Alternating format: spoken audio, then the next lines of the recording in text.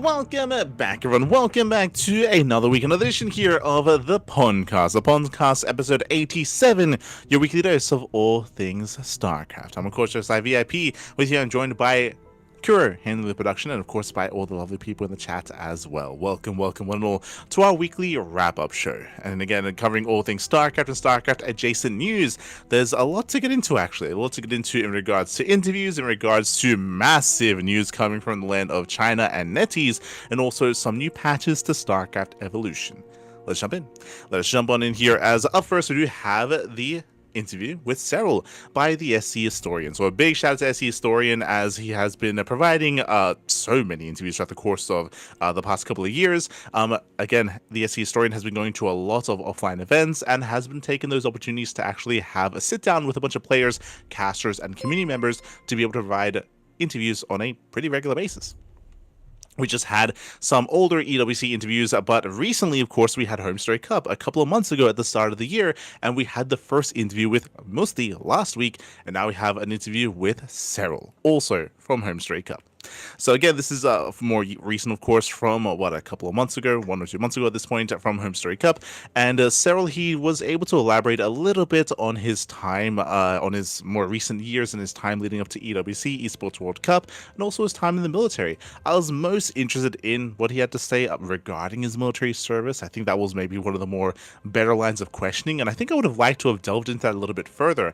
He was asked, about his time in the military and how they kind of structured his life, and how they gave him some time to practice and to improve and sometimes actually play the game. He spoke about how, of course, during that time, it did, of course, negatively impact his rate of play, just because he was playing less time. He was having less time practicing and improving, of course, so that did impact him. But he was able to basically request time to practice and improve, and apparently that was a normal thing because he was in the more like athletes program, right? All the other athletes, all the other people that had special special privileges were all together, and they would request time to practice for their respective sport.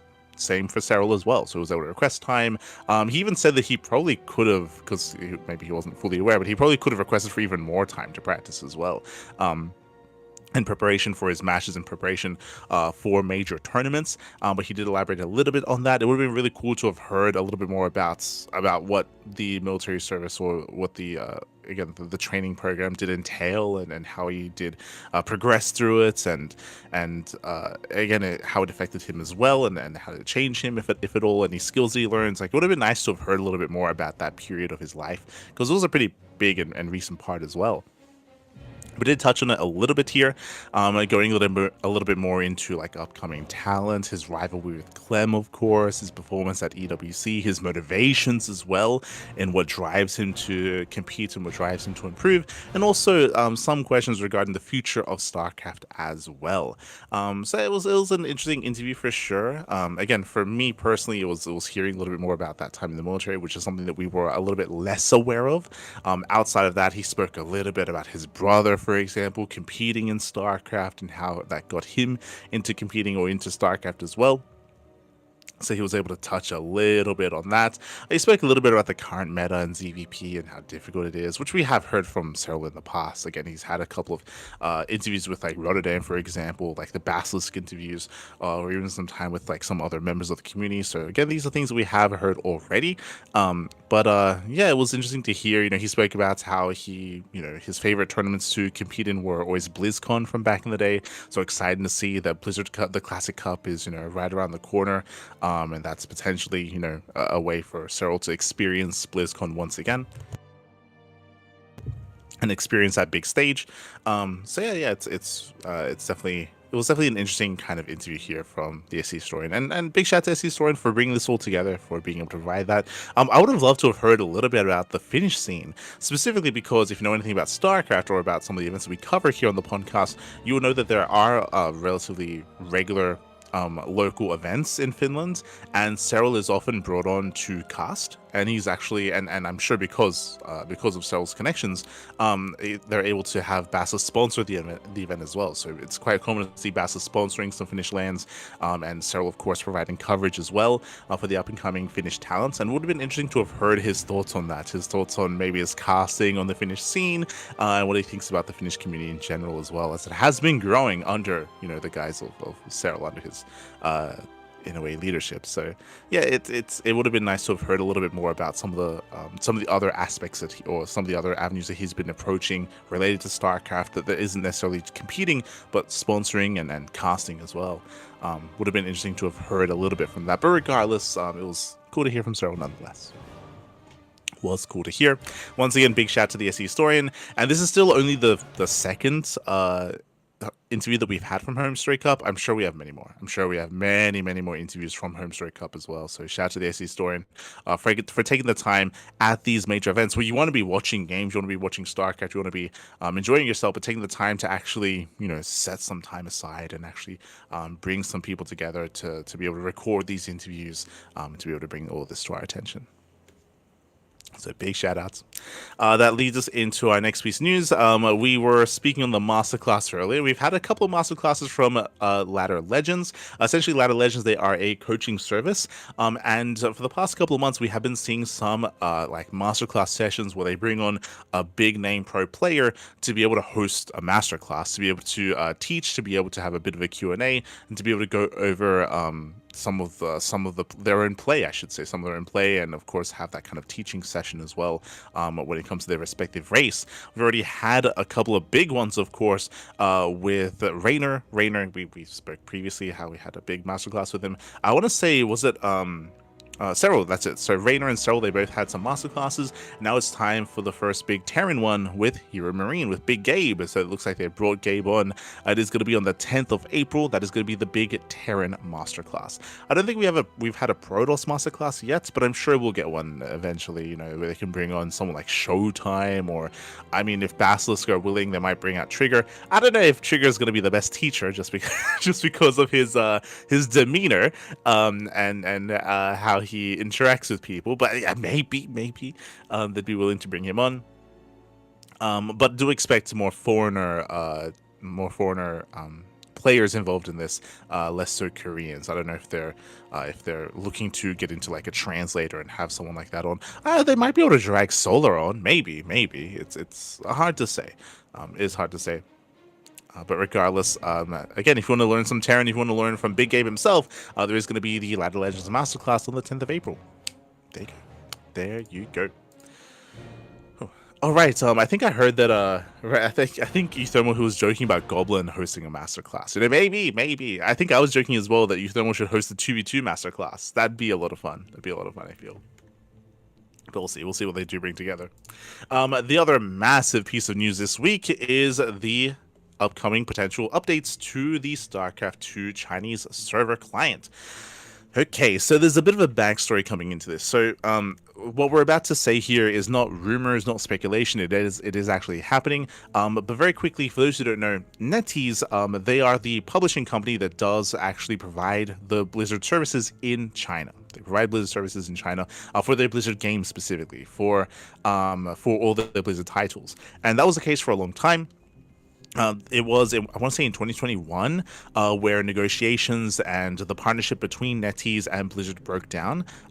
There's, I want to say there's reports of higher ups at Blizzard kind of dropping the ball and maybe asking for more for less, essentially, and there being this kind of like tension between the parties. And again, negotiations kind of broke down. In the end, the partnership was broken, or it wasn't re-signed. It wasn't re-signed, and in the end, Blizzard kind of lost their games in the Chinese region. That's why, if you recall, for quite some time, we did have Chinese players being forced to play on the Korean server, for example, and same can be said for like Diablo, for World of Warcraft, for the other Blizzard titles as well. And I don't think they ever replaced them. Yeah, they never signed a deal with, say, like another Chinese publisher. Like they just kind of abandoned that part of the market. There's a lot to be said about Blizzard and how they've handled themselves over the past couple of years. But now under the new leadership and the new acquisition of Microsoft, we've been seeing a lot of good moves out of Blizzard when it comes to trying to rebuild that bond and trying to renegotiate and trying to repair their reputation in a way, and also work on their games and actually make use of their IP. We've been harping on this for the past couple of months at this point, regarding some of their use of the StarCraft IP with the miniatures game, regarding the use of their IP, selling their license, of course, to Nexon for a StarCraft FPS, and also their renegotiation with NetEase. If you recall, the Chinese server came back online last year in November. I want to say like October, November of last year. And it seems like, or something that we knew, of course, is that in this renegotiation, NetEase have more control over the game. Previously, they would be under a little bit more strict guidelines and supervision of Blizzard, and they would just provide the service itself, provide the games. But it looks like, or something that we knew, was that they actually brought on a development team. They brought up a development team for each of these titles as well, for Diablo, for World of Warcraft, for StarCraft. And in doing so, they're actually working on these games. This is one of the reasons why the StarCraft game was kind of fixed in regards to the arcade, right? That was fixed first on the Chinese server, which is why, actually, for those who don't know, a couple of months ago, a lot of arcade makers and a lot of arcade players actually made Chinese accounts to actually play arcade games on the Chinese server because it was available there, and they could freely update their arcade games there, not on the main, global version of the game. Until eventually that, came to pass, and that was fixed, and that went live not even that long ago, like a couple of weeks ago on the global version. It took a while, but did come across to the global version of the game as well. And I bring this up just because, we knew that there was... this is also why the hero portrait went live, right? It was a Thunderfire event, which was sponsored by NetEase, and Hero won the event, and they were able to push through that portrait quite quickly. I remember a lot of people were like, we don't even have an EWC Clem portrait. Like, what the hell? Like, a lot of people were like suddenly they were so quick to add the hero portrait. We're still missing a couple from a couple of years ago. Even the Serral EWC portrait we don't have yet. But again, that's because NetEase have more control. They also sponsored the event, so they can just push it through almost immediately. Like, they can just do it. And of course, now NetEase have, and we knew that they had a development team working on StarCraft. Apparently, they've also been, I think they released a new unique season in World of Warcraft, and similarly to the arcade kind of event that we spoke about, where a bunch of global international players were making Chinese accounts to play on the StarCraft 2 Chinese arcade. We had the same thing with World of Warcraft, with a bunch of streamers and international players making Chinese accounts to play the new season of World of Warcraft that was exclusive to the Chinese server. Now, NetEase, they have been releasing some polling, and asking the Chinese community about what they want next in regards to StarCraft. And they've actually posed a couple of different ideas. One of them, of course, is new skins for units, new skins for each race, I should say, which we haven't received new skins in a long time. But I think they're working on potentially even like translating or bringing over some of the co-op skins and making that available, like in the live 1v1 ladder version of the game, and potentially even making their own skins as well. But one of the big things that they're suggesting is a unit rotation. Now, this apparently was actually suggested and pushed by Xiaoce, who's a big part of SC Boy, who's like the biggest community leaders, I should say, in StarCraft in China. So it sounds like it was maybe the idea was brought up by Xiaoce, and that's been propagated here, and that's being posed to the rest of the community. But the idea of a unit rotation is imagine in my mind it's every season, but it might be even more regular than that. But imagine where every season they do pick say 5-6 different units, and they rotate them out with different variants or different units entirely. So imagine, a 3-month season or 2-month season, where instead of having the Cyclone, you have the Herc. The old unit that never quite made it into the live version of the game. Imagine if instead of having the Mothership, they bring back the Mothership Core, or they make new unique units, right? Imagine if they replace the Cyclone with a Diamondback, if they replace Vipers with Defilers. I think one of the easy things to kind of to speak on is imagine them switching some of the SC2 units with Brood War variations, like Dragoons or Goliaths or things of that nature. But it sounds like they're looking to maybe even make some more unique units if at all possible, or maybe port some units from say from say like co-op, for example, like like the Leviathan, which would be crazy. Like, but basically new units or alternate units. They're in different phases of the game, like co-op, like the campaign, and introducing them into the 1v1. Now this does kind of pose some pros and some cons. The big pro is, of course, it does kind of shake up the meta every couple of months, like pretty heavily, and everything has to be changed potentially depending on what units get moved and what units get changed. It does kind of breathe a massive breath of fresh air into the game itself on a regular seasonal basis. It's a way to make adjustments to the game outside of just purely balance patching, right? Like outside of purely just adjusting numbers, adjusting, the cost of some things or the radius of some spells or some more technical, like just pure like number changes. Instead of that, just introducing or shifting entirely new units. Now the advantage of this is that balance doesn't really matter as much. What I mean by that, if we find out, if the meta settles and there are certain units that, maybe are a little bit too good, or maybe they lean towards a certain build, a certain direction, and maybe like a counter isn't necessarily readily available, well, remember, this is temporary, right? It's a seasonal rotation shift, so they're only going to be around for like a couple of weeks or a couple of months, and then bam, they get rotated out, right? They get rotated out, and then we get some new units as well. So if there are some like potential balance issues, it's only going to be temporary.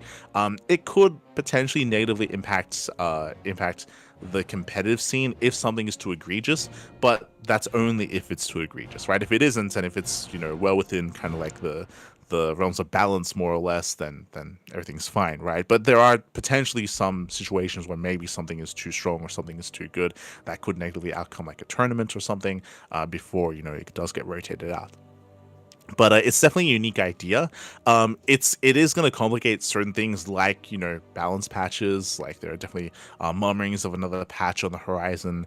It is going to make like say the TLMC wild as well, because we have to try to take into consideration how other units function potentially, and how that could impact certain scenarios and certain maps and certain base layouts as well. So that's kind of hard to take into consideration. But it would be a pretty big change. It'd be pretty huge. And there are definitely some conversations happening at the moment whether it's a good thing or a good change or a bad change, right? There are some purists that are like, we just want the game to more or less be stable, and we just adjust things every now and then on an incremental basis, and for the most part leave it alone, and maybe just try to adjust things with map pool rotations, very similar to Brood War, right? Where Brood War hasn't really gotten a balance patch in a very, very long time. But at the same time, Brood War and StarCraft 2, they're different games, right? The reality is that they're different games.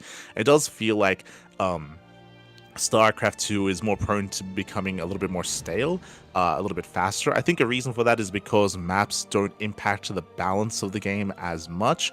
Or I think another reason is maybe that, or I say maybe, the reality is, Brood War, when it comes to their map rotations and their seasonal map pools, they're a lot faster. They're a lot faster, and they're a lot more willing to have unbalanced maps. They're a lot more willing to have like island maps or 3-player spawn maps, 4-player spawn maps. They're more willing to have a map that straight up favors one race over the others, and they're willing to force players to play in that kind of environment and then switch things up. I would say they're a little bit less. They are less restrictive.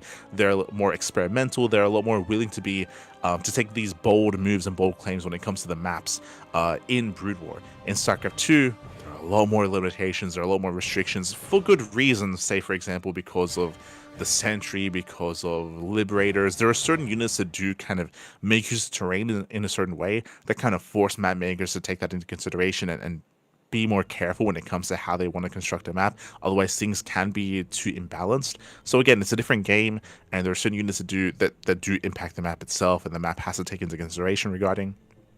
That is true, but at the same time, like the TLMC is a lot more restrictive in general, and when it comes to the TLMC voting as well, I want to say that people are a little bit less willing to be more exploratory and more and more diverse in how they approach things. I will say that, like, I'm saying this in generalities. I will say in the past like year, they've been a lot more willing to open things up and mix up the map pool, and again, the reintroduction of 3-player spawn maps, like that was great. That was like what, 2 seasons ago. We've had now for 2 seasons is 3-player spawn maps, so they've been slowly being reintroduced, which is great, but it is slow moving, right? It is slow moving. It's like what, maybe twice a year we have a TLMC, so it does take a while for the maps and for that kind of idea to kind of permeate through, and for the maps to adjust and for things to become a lot more experimental at times. It takes a while for that to happen. It's not. It's a very slow moving process in StarCraft 2. So because of that, like something like this feels a lot more drastic. It feels a little more drastic, a little more chaotic, and maybe that's a good thing, right? Maybe that's a good thing. Maybe we want to introduce some chaos here to shake up the meta on a much more regular basis in a much more extreme way. There's definitely like arguments on both sides as to how the game should be approached, and what would be good and healthy for the game and what wouldn't be, right? Personally, I don't really know where I am on this. I think it's hard to say just because we have like another TLMC on the horizon, right? We have another TLMC on the horizon, so like there are changes being made and the meta is going to be shifting, but at the same time, like, is it enough to keep the game fresh? Again, it's something that I'm open to for sure. It's also hard to say because we don't really know the details, right, as to like how often are we going to have each season. Are they going to make ladder seasons shorter because of this, and have them have the rotations faster, or do we keep the length of ladder seasons the same? Um, I think there are some people that are asking for like a separate ladder for it. I think that wouldn't make sense. I think the player base for StarCraft is too small to split the player base even further in half between like the base game and like this unit rotation version of the game. I feel like it's got to be, you know, just it's all got to just shift over. Like if you want it to work, if you want it to actually be implemented. So it would have to just be affecting the base ladder, not like having a separate ladder entirely. But yeah, it's definitely going to be interesting. Definitely going to be interesting to see how they approach this. And at the end of the day, again, this is still there's still kind of like voting is still taking place amongst the Chinese community, whether this is something they even want or not. So we'll see. We'll see what comes of this. It's definitely an interesting idea. I should also emphasize that on the one hand, yes, it is true that this is mainly going to be for the Chinese server, for the Chinese client. But at the same time, we had the arcade change come over to the global version of the game. I would like to believe that if this change were to go through, it would also go through to the global version of the game as well. But like that's more speculation. Like I think there's a high chance of that happening. Technically, there is a world where this change goes through. They have these unit rotations, but it's only applicable to the Chinese version and not to the global version. It's possible that that just happens, which would be a shame. It would be a shame if it was an experience only had in the Chinese server. If that were the case, then we'd have to do what the arcade boys did as well, and just, you know, get some Chinese accounts and start playing on the Chinese server to experience that, which is less than ideal for people living like in Europe, for example. I guess it's fine for us here in Australia and for Koreans as well, because we'll be able to with relatively low ping. But from players from the Europe and players from the Americas and from Latin America as well, it's something that's maybe not too viable because of the high ping of playing on the Chinese server. So that's more of speculation whether or not it even goes live in the global version of the game. I would think that it would, but you know, it's hard to say. In my mind, I would imagine that it would take time for it to be implemented, just like with the arcade version or with the arcade update, where it has to be localized, and I'm sure it has to be touched up by Blizzard to make sure that it functions, like in other languages and things of that nature. So I would assume that there'd be like a delay in that, but for the most part, like I would imagine that it would go live in the global version as well. But again, that is just speculation. But yeah, it's definitely interesting. Definitely an interesting thing that's happening in StarCraft, and it's, at least for me, exciting. Like I'm looking forward to see what comes of this and what changes are made and what is implemented by NetEase and into the Chinese version of the game. We'll see. We shall see. Yo, meanwhile, big shout out to Luis GGG in the chat. Thanks so much. Thanks so much for the raid. Hope you had a great stream. Hope you had a great ladder session. Hope you had a great time. Welcome to the PondCast. Welcome, Pappy. Welcome. Let's go. But with that, we then have our final piece of news, which is going to be a balance patch update here, or balance update for StarCraft Evolution. Bearing in mind this is for SC Evo specifically, which is of course a collaboration, or which is Brood War versus SC2. Brood War versus SC2. It is a mod. It is a mod in StarCraft, a relatively popular mod that does have its own competitive scene. It's a little bit smaller, but it is active nonetheless. Currently, we've been in the off season of SC Evo until recently. A big reason for that is the aforementioned arcade being broken in the global version of the game, and we were waiting for it to go live again before implementing any kind of big changes. And here we have them. So we have patch 1.18 for SC Evo. Just quickly catching up here. This much belated patch is the first of the year 2026. We are grateful to be able to publish content once again, and we are excited to bring you the latest round of balance updates. Oh boy. Okay, so this went live on the 21st of March. It's been a couple of days. Heading on over here, we have our new models. Let's go. We do have a shout out to the art team. Shout out to Old Junior for his work on some of the new models and also on some of the new assets as well. We do have the new model for the robotics facility. Let's go. So again, much more in line with what it did look like in the original Brood War. Again, for this mod, we do have a lot of custom buildings just to delineate one race from the other. Even the pylons look different from Brood War pylons to SC2 pylons. Even if they are technically the same building, they try to make the best they can, or the best job they can, to make sure they look distinctly different.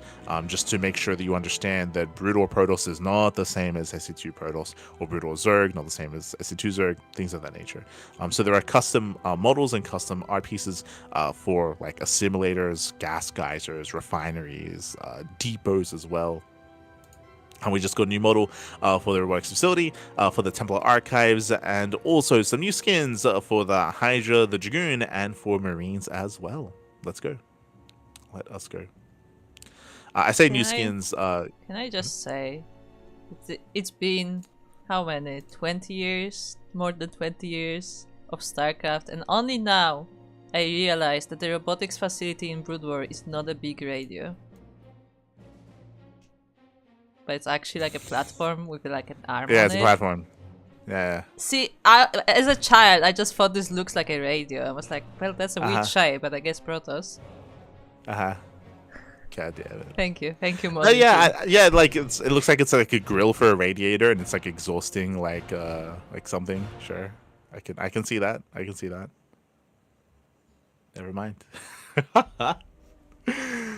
But yes, we do have the reimagining here of some of these models. Meanwhile, we can get into the balance changes.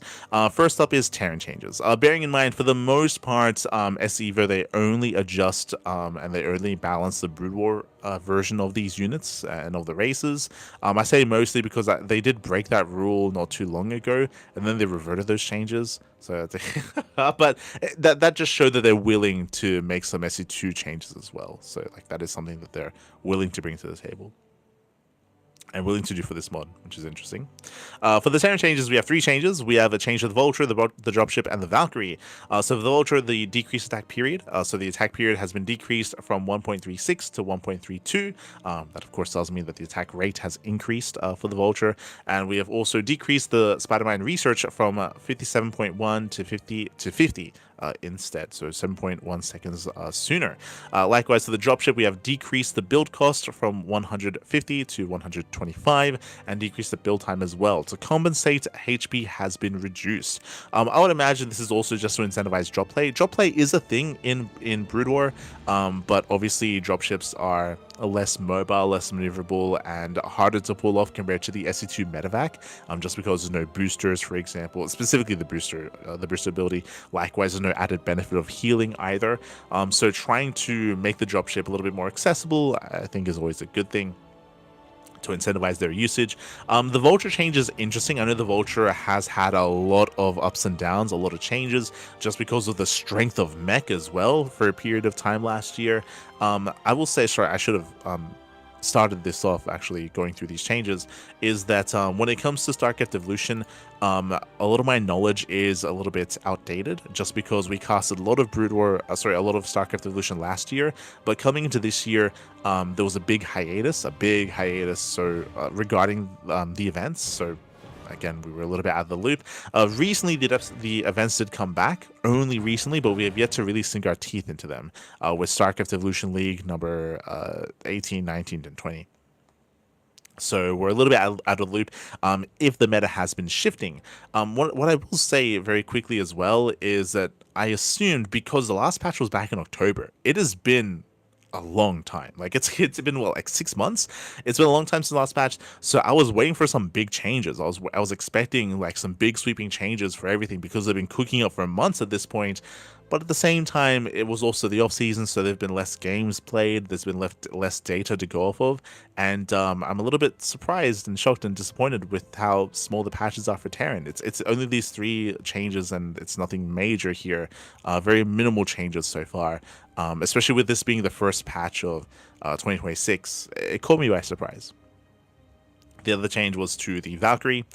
Decreased attack period from 2.68 to 2.54. When it comes to some of the rationale, these are minor adjustments to address what appear to be the most noticeable gaps in the Terran arsenal, in particular the opportunity cost of building a starport, control tower dropship compared to other starport tech, or delaying cutting the starport entirely seems too high. Again, this just goes into the viability of dropships. That's mainly what it's in reference to. I mean, I say mainly, likewise also mainly in reference to. The Vulture change is interesting to me. It does, of course, strengthen up Vulture play and mech play. Again, I'm not too familiar if that has been a bit of an issue when it comes to StarCraft Evolution in recent months, but I would have to kind of like take them at their word when it comes to the nature of some of these changes and the rationale behind it. So some minute Terran changes. That leads us into the Zerg changes up next. Up first is going to be the Hydra. Interesting. Increased muscular augments. Basically both upgrades. Increased muscular augments. Research cost from 100 100 to 125 125. Same with Group's Finds as well, from 100 100 to 125 125. The Hydra is a pretty core unit when it comes to Brood War Zerg, just because there are no roaches. There's no roaches. There's no Ravagers either. So there's no Banelings. So Ling Hydra is kind of like the go-to in all matchups. Muta play is also a viable option as well, but Ling Hydra is kind of like the bread and butter of Brood War Zerg. And again, based on what we're seeing here, it looks like there have been some strong Hydra builds or Hydra play or Hydra timings available, and that is looking to be addressed. Reading this up, one of the biggest problems in StarCraft 2 Protoss versus Brood War Zerg, so the PvZ matchup, is Muscular Augment's Hydra timing attacks. These arrive early, preclude the possibility of Robotics Facility and Stargate openers, forcing Twilight Council play, and rarely puts the Zerg in an outright disadvantageous position, even when they fail to finish the game. I'm curious if this has been done by Solar and Shin as of late. Again, like, we have been casting a little bit less SC recently. We're trying to get back into it. Yeah, I'm curious if that's what we've been seeing from some of the other Korean Zerg players. I say some of the other because, again, the player pool is a little bit smaller. It is mainly like Solar and Shin as the 2 Korean Zergs that actively play. And even then, I think Shin is like every now and then. I think Solar has been a little bit more active in the SC Evo scene, and I would imagine potentially this has been a little bit more prevalent. Some solutions proposed to us involve changes that will directly hinder Zerg's mid-game and late-game performances based on the surprisingly close margin within some of these games have played out. We think that can be a problem. That problem can be potentially be addressed with more conservative changes instead. But we are open to quickly responding with further nerfs if the snowballing effect of 1 to 2 delayed Hydras is not as strong as anticipated. So I guess we'll be keeping an eye on the ZVP matchup and on these Hydra timings and Hydra all-ins. I will say that in general, that is an issue that has been plaguing SC Evolution, is shorter games and very few longer and later games and later matches. But I don't know if that's necessarily the case in the current meta. Up next was the Lurker. Lurker has also been adjusted. Increased attack range from 7 to 8, so we do have a buff when it comes to the range of the Lurker, the attack range. Changed attack damage from 25 to 25 plus 5 versus light. So that means it's going to have reduced damage versus anything that is not light. Interesting. So reduced damage. Decreased attack damage increase per upgrade from +3 to +2 as well. So in general, the strength of the Lurker has been reduced, outside of course, the range being increased. One of the units most hurt by StarCraft 2's smoother engine mechanics is the Lurker. Their role is a defensive area denial unit in the mid-game, is often undercut by how quickly they can be overwhelmed by a swarm of units, especially the Marine. The StarCraft 2 design team worked around this with the StarCraft 2 Lurker by simply making it a late-game unit with monstrous range and power. Interesting. We have acted on many different ideas in the past to try to avoid going down a similar path, a similar road, and maintain a healthy gap between the design of Brood War and Cycle 2 Lurkers in SC Evo Complete. Unfortunately, none of them have been successful, so we are resorting to the same approach. I think this is a pretty important line here, is that for the most part, and I've been echoing this as well, for the most part, StarCraft Evolution has been trying to make sure that the Brood War counterparts are distinctly different from the SC2 counterparts, just because the races work differently, and they do want to make sure that they're just different units and different armies, and they have different roles for the most part. But it looks like that there are some cases here where they're accepting that can't always be the case. And they're willing to kind of put things in line with how things are in SC2. It's understandable, like it can be hard to keep them unique and to keep them different, especially because at the end of the day, because it is a ports, like brutal units, they do work differently in the StarCraft 2 engine, and that has to be taken into account. Likewise, the economy has to be taken into account as well, and all of that nature. The micro potential, the unit control. So with that, it looks like the Lurker is going to have a bit of a change here. One of the interesting things here is, so quickly catching up, to partly mitigate the increase in range, and especially to avoid problematic mid-game power spikes against Zerg, Roche Ravager, and Protoss, we are decreasing the effectiveness of Lurkers against non-light units. Notably, this does not reduce its damage against Marines, so expect a few Lurkers will deter them much more strongly than previously. I was going to say that this does mean this is going to be an interesting kind of impact in ZVZ. Again, we didn't really get a lot of mirror matchups.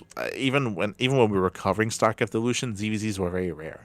I mean, in general, there aren't really many Zerg players active at the moment in StarCraft 2, and in StarCraft Evolution, even less so. So I kind of have to take them at their word when it comes to speaking on ZVZ. I mean, Lurkers are a big power spike against Roach Ravager-based play, but I also understand that Lurker is less mobile, so it's a little bit more vulnerable and prone to Ravager biles as well. So I can't really speak too much on how strong they are in ZVZ, but I mean, now they're going to be weaker. Now Roach Ravager is going to be more viable against the Lurker, and I'm a little bit concerned that might negatively impact Brood War Zerg in ZVZ a little bit too much, just because where else can they go when they're teching, right? It has to be Hydra into Lurker, then into, I guess, maybe Ultras, or into Spellcasters, sorry, I should say, into Spellcasters from there. But yeah, it's interesting, and again, I have to take them at their word for it. Even when we're casting StarCraft Evolution, like ZVZ is very rare, so yeah, we'll see. We'll see how this impacts ZVZ. Keep an eye on it. Up next, we have changes to the Spire and to the meter. Spire decreased build cost from 200 150 to 150 150, and decreased build time as well. Meanwhile, when it comes to the Mutalisk, increased movement acceleration from 5.86 to 8.75. Changed the radius, which I believe is change the radius of the unit itself, change the separation radius as well from 0.4 to 0.5, and increased attack range from 4.5 to 5. Interesting. So increased range attack, and likewise increased movement acceleration. I will say that the change to the Spire is very reminiscent to the change that we recently had in StarCraft 2. And yeah, they do allude to that here as well, that they're kind of making this change in line with... We just cut out. Hold on. Oh, okay. Hold on. The stream is coming back alive. I hope everybody can hear us now, but we might have missed some things you said about the Spire. Oh no, not like this. Hopefully it's okay. So hopefully we're back. The next change here is honestly quite interesting, and this is also specifically for ZVZ. That is the Queen. So Parasite can no longer target frenzied units. Spawn Broodlings can no longer target frenzied units either. So big changes here to the Queen. This is specific, and also decrease Broodlings cast range, Spawn Broodlings cast range. I mean, that will affect all matchups, to be fair. So now it is going to be, the Queen is going to be a little bit more vulnerable. I mean, Spawn Broodlings is a very, very powerful ability. But can no longer target frenzied units. This is specifically in regards to Ultras, as Ultras do have that frenzy tag.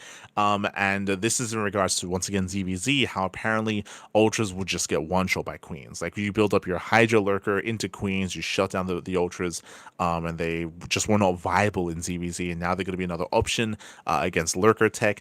I don't know how often Zerg players would go into Ultras, though. Like, in my mind, especially against a more lurker heavy composition, especially with the changes. I would imagine that working towards Broodlords or working towards Skyzerg would be more viable there, especially if you had mutas. But yeah, it's an interesting change. Interesting change. Now ultras have more viability when it comes to trying to break through siege lines, but I still don't know how viable that is. Again, like lurker versus lurker is very much so a thing in SC2 ZVZ. I would imagine it's a thing here as well. To go to once your opponent goes into lurkers, to go from road ravager into lurkers yourself into lurker viper play. Like that just makes sense to me. But yeah, apparently they just want to make ultras more viable here as another option. Speaking of ultras, they made them smaller, so the model is smaller, the radius is smaller as well. This is actually in line with StarCraft 2, so likewise we're just taking more things that were applicable in StarCraft 2 and applying them here in SC Evo. Hydrogen decreased build time and Defiler decreased build time as well. Oh, interesting. Okay. Apparently they're just more in line with Brood War values. Yeah, not the biggest of changes, but decreased nonetheless. In general, it looks like a lot of these changes were mainly in reference to. I mean, some of these changes were mainly in reference to ZVZ, but the Muta change is going to be interesting to be able to promote Muta play in some of the other matchups. That's something that I'm looking forward to for sure. And again, we'll see how ZVZ is affected when it comes to some of these other changes with the Lurker and with the Queen as well. If we even get to cast any ZVZ, like I still not convinced, Map. Yeah. When it comes to the Protoss changes, that we have the pylon nerf. Now, this is mainly in regards to cannon rushes. Cannon rushes are very, very powerful. We casted classic Dido a cannon rush, I think, to Rebellion recently as well. Cannon rushes can be terrifying. So, for those who don't know, the Brood War pylon was beefier, had more HP, had more shields than the SC2 pylon. That made defending against cannon rushes much more difficult. So this will be softening them up a little bit. I believe the pylon is still stronger in Brood War. It's still a stronger pylon, but not as much as previously.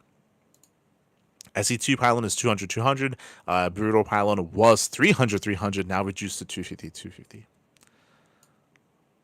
So not as strong as it was before, and hopefully this does make cannon rushes a little bit weaker and not as dominant as they once were. Heading on down here, we have the change to the shield battery. We have the decreased build time from 25 to 21 seconds. This does mean that you can maybe scout something a little bit later and not be punished as much when it comes to reactive batteries. True. So they do finish up a little bit faster. Dragoon increased movement speed from 4.11 to 4.13. Interesting. This slight increase helps the Dragoon match the movement speed of the SC2 Zergling before metabolic boost research is complete. Interesting. So Dragoons are going to be, it's going to be a little more viable to be active with Dragoons early on. I guess to apply a little bit of pressure in early games. This is specifically for early games EVP. Before link speed is done, which is interesting. It's interesting that change was made, but I guess it does allow for a little bit more pressure to be applied from the Protoss player in the early game. It's a very, very niche change. It's very, very niche for like that niche specific kind of situation. Up next, we had a Gravitic Drive, the shuttle. Increased Gravitic Drive research cost from 125 to 150. Increased Gravitic Drive research time as well. Interesting. I mean, shuttle, so winding it back a little bit, and we see a big change to the Reaver as well. So there's a lot to get into here. They both come hand in hand. But Reaver drops and Robo openers were very common in every matchup. PvP, PvZ, and PvT. Like, this is the go-to. And this is maybe one of the bigger criticisms that I have of SC Evolution is that it does feel like a lot of the brutal races are very limited in how they can play, more so than SC2. Like, there are less options, there are less things of it. I mean, there are less units, of course, but it does feel like there are more limitations. And the go-to, for the most part, one of the go-to builds in all matchups was to open up Robo, to go Shuttle, to go Reaver. But they are going to be addressing that quite heavily here. So again, increased research time and cost for the shuttle to come online. Meanwhile, it looks like some big changes to the Reaver here. Reavers are no longer massive. Scarabs remain massive. Interesting. So Reavers, as they're no longer massive, are now going to be a little bit more vulnerable to, say, like Viper play, for example, abductions, as they cannot abduct massive units. I didn't even know that Reaver that applied to Reaver, but sure. Interesting. Decreased build time from 39.2 to 35.1, sorry, 35.7. Decrease attack period from 2.68 to 2.59. Okay, they're going to be attacking faster. They're going to be being built faster as well. The behavior of Scarabs retracking Adepts, Stalkers, Dark Templar after their shades is no longer restricted to teleportations, completing inside the original weapon range of the attacking Reaver, and now will retrack the target at any range so long as the teleport completed is in vision of the player owning the Reaver. That is crazy. Okay, so interesting. They're specifically calling out other Protoss units. So I guess this wouldn't be applicable to I don't, obviously it wouldn't be applicable to like to War Prism Micro, Shuttle Micro, Medevac Micro, or anything like that. But that is kind of crazy. This behavior is no longer cancelled if the Reaver that fired it the scribe is destroyed. That's fine. The behavior is cancelled if the Reaver is lifted by Phoenix's graviton beam. This behavior is still cancelled. Oh, hey, they addressed the picked up by a transport. This behavior is still cancelled if the Reaver is picked up by a transport or if the player owning the Reaver loses vision of the target. Scarabs will continue to track non-teleporting targets as before, even without vision. Okay. So that is a huge change for PvP. I'm curious as to the rationale behind that. You could maybe argue that, again, Blink Stalkers were a little bit too viable against the Reavers because you could just blink back, blink away, and shut down a Scarab shot. Decrease Scarab build time 4.69 to 4.38, and increase Scarab damage research costs from 125 to 150. Okay, let's get into this. The Reaver is meant to be the backbone of the Protoss mid game. It is. Yet it continues to be somewhat inconsistent in that role. This is something that it's difficult to balance just because the Reaver, there is obviously counterplay available against the Reaver, and obviously they're now limiting that. They're taking some of that away from certain units to make the Reaver more viable, specifically in PvP.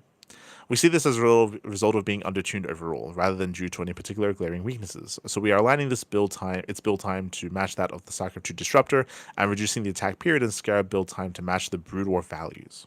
In exchange for this consistency, as well as buffing other Protoss tech branches this patch, we are trading away some of the ease in getting Robotics Bay upgrades. We want to treat Gravitic Drive, Shuttle Reaver Harassment in particular, as a committal tech choice rather than a default. Interesting. To be able to do this, we're going to be seeing some more changes. It looks like, I'll be honest, it looks like Protoss got the most amount of attention this patch. But to be able to pull this off, you will have to buff some of the other tech paths to make them more viable. I just, coming into this conversation, we just spoke about how robo openers and Reaver shuttle drops are the default. They are the go-to. They are how you open up in almost every matchup. So it looks like they want to try to break that up a little bit here and make it more viable to play in other ways. We'll see if they're successful in doing so. We'll see. The removal of the massive tag allows the Reaver to be picked up by Phoenix's graviton beam. True. And the new tracking behavior makes the Reaver a stronger response to Blink Stalkers. It does. These changes are intended to move Brutal Protoss versus SC2 Protoss to a similar dynamic to earlier eras of Legacy of the Void Protoss versus Protoss, where Robo Facility greater than Twilight Council, greater than Stargate, greater than Robo Facility. Interesting. This does cause some serious implications here in regards to PvP. It's pretty huge just because Stalkers are kind of like the bread and butter in PvP. We'll see if that does force. Obviously another way to try to counteract that is with War Prism Micro. War Prism Micro should still be able to save Stalkers and try to break some of these Scarab shots. So that might just be the go-to in PvP, or we might see something different. Curious. Obviously, I think they want, because of the change to the massive tag, they want players to go Stargate against Reavers. That's what they want other players, but whether they get that, we'll see. Next is the High Templar. We spoke earlier that they need to adjust some of the other tech paths to make them more viable. Increase Static Storm research time from 71.4 to 78.6. So increase research time for Psystorm. Hallucination no longer requires research to cast. Oh, there you go. This is more in line with sentries. It does mean that scouting is going to be a little more accessible here to the Brood War Protoss. Decrease hallucination duration from 60.27 to 56.25. Increased hallucination energy cost from 50 to 75. Hallucinations are instantly destroyed by harmful energy-based spell effects, including Disruption Web, Blinding Cloud, and Yamato Cannon. Okay, interesting. Instantly destroyed. Curious. Hallucinations are no longer revealed by detection effects. That's a weird change. Because they are revealed in SC2. Okay, interesting. It's been our design policy to avoid altering the Broodor tech tree as much as possible to preserve the original feel of the Broodor races. However, we have made exceptions for drastic balance reasons, as with the Supply Depot or with useless units such as the Scout. How useless, Pappy. Hallucination is a useless upgrade. I like how they keep. Oh no, we're back to the high school level verbiage. Oh no. Okay. Where are the degenerate rushes? the the degen rushes are back. I noticed that earlier. There was a line that I did point out, which was I think it was in the Zerg portion. God.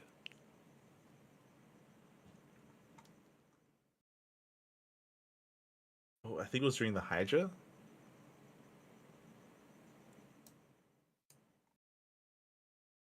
It's okay, it's okay. But yeah, there was another word that stood out in a really weird way. But yeah, we're back to it. Oh god. Yes, yes. So the degenerate upgrade that is hallucination. Yes, we are unable to give it a non-trivial research costs and time that justify it. Okay. As such, we're simply unlocking the ability by default. Hallucinations also can no longer follow the same rules as the Psychoduce Sentry hallucinations.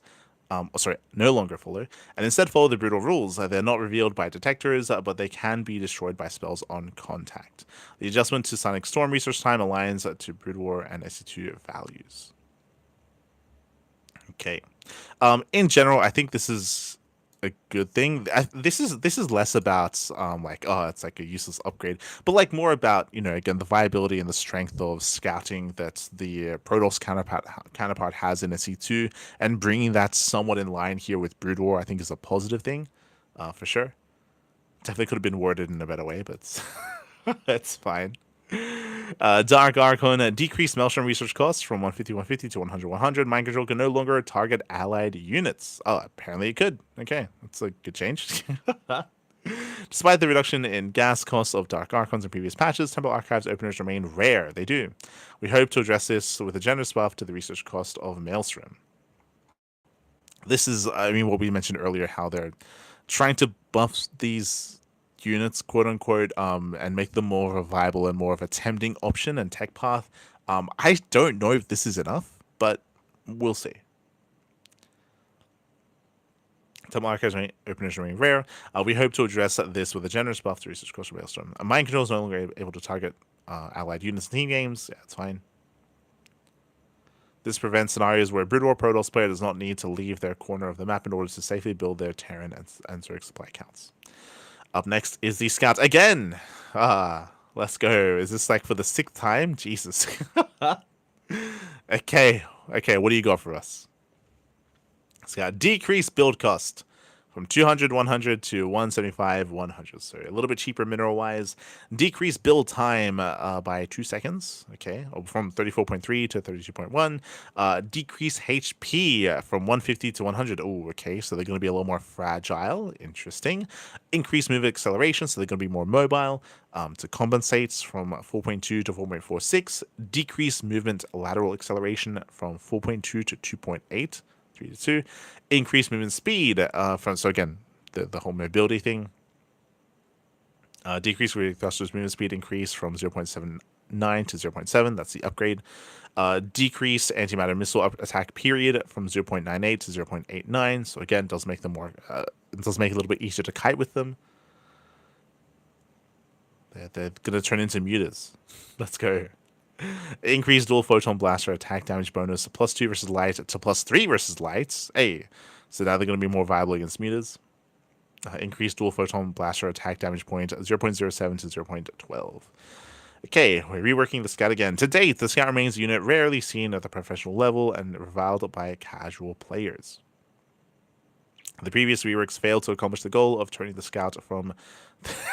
How many times are we going to say useless in this patch? Oh god, in the patch notes, it's all useless, baby. It's all useless. It's a useless unit. It was in Brood War. It is something that meaningfully filled gaps in the Protoss arsenal and instead created a lopsided noob. What are we saying? What? Create a lopsided noob stomping unit. Okay, is that what it is? Is that the tag that we've assigned to it in game? It's a noob stomping unit. It's similar to a massive unit. Okay. Okay. The overtuned stat totals of previous scout iterations and our intuitions about which parts of the original scout to preserve prevented us from seeing these pitfalls. We are adjusting new variables this rework, starting with the HP. It has been cut down by 50 points, this critical nerf to durability, and consequently to anti-ground combat. Both discourages mass scout gameplay and creates enough room to buff stats that promote scouting, work harassment, and drop defense. Notably, the increased damage point and decreased lateral acceleration make controlling the scout non-trivial. Players may find their scouts missing shots or taking slow, exaggerated U-turns, as when turning less than 180 degrees with the Oracle or the Void Ray. Okay, interesting.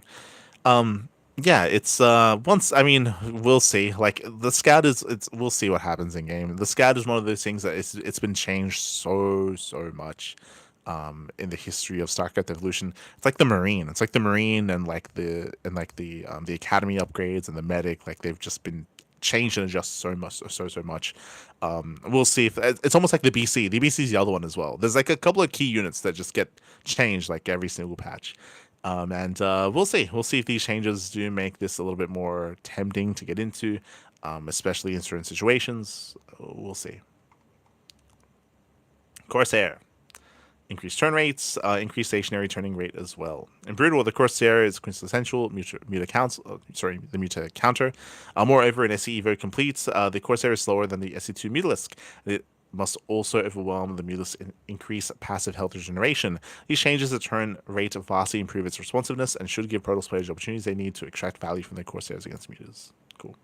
Arbiter, final change. Increased build cost from 300 to 100 350. Decreased stasis field research time from 71 to 74. Considering the explosion in tech branch variety and efficacy, we believe this patch introduces. I don't know if that's true. I don't know if I'd call this explosive. So we changed the scout. We made Maelstrom cheaper, and now you get free hallucinations. Explosive changes. Okay. Brutal Protoss will have an easier time transitioning into late games and producing more varied army compositions. We are offsetting this by making Arbiters, the pinnacle of Protoss tech tree, more expensive. Interesting. This, to me, this matters a little bit less. I think what matters more is kind of like the changes that they made to the shuttle, to the Reaver, and how that is going to be impacting PvP is one of the matches we do get quite a lot of, actually. So I'm curious to see how PvP does change and whether they are able to promote Stargate play or not. Again, as I mentioned, I can still see players being able to counteract Reaver play with Shuttle Micro, so with Will Prism Micro. So I don't know if this will accomplish the goal that they want when it comes to forcing a different kind of tech path from the opposing Protoss player. So I'm really curious to see what changes happen there in regards to the Reaver and in regards to the Shuttle. Some of the other changes that were made here, like the decreased build time, the decreased stack period, will just make it more viable against other races, not just in PvP. Like these are changes that implicates other matchups, not just PvP. So I feel like this is still going to be the go-to be honest. The Maelstrom change is nice. I do like the idea of Dark Archon play. It's quite rare, but we do see it every now and then, and it's always very explosive, always a lot of fun. I hope that this does incentivize players to potentially open up in such a way, or have the mid game be a little bit more reliant on Dark Archons. Whether we're going to get there, we'll see. We shall see.